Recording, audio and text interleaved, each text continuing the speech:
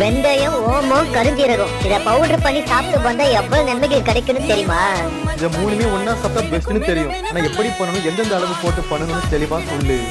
வெந்தயம் 250 கிராம் எடுத்துக்கங்க, ஓமம் 100 கிராம் எடுத்துக்கங்க, கருஞ்சீரகம் 50 கிராம் எடுத்துக்கங்க. இத மூணுமே தனித்தனியா வறுத்து மிக்ஸில போட்டு அரைச்சு பவுடர் பண்ணி வச்சுக்கலாம்.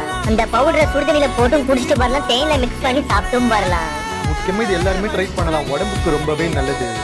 உடம்பு எடைய தொப்பைய ரொம்ப ஈஸியா குறைப்ப, உடம்புல இருக்கிற கெட்ட கழிவுகளை வெளியேற்றுவேன். ரத்த ஓட்டம் சீராக இருக்கும், ரத்தத்தை சுத்தமா வச்சுப்பேன், கண்ணுக்கு நான் ரொம்பவே நல்லது, தலைமுடியை கொட்டாம பாத்துப்பேன், எலும்புகளை வலுவா வச்சுப்பேன்.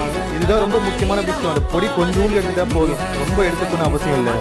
மாதவிடாய் சில பெண்களுக்கு சரியா வராது, அவங்களே நான் சாப்பிடுங்க, எல்லாமே சரி பண்ணிடுவேன்.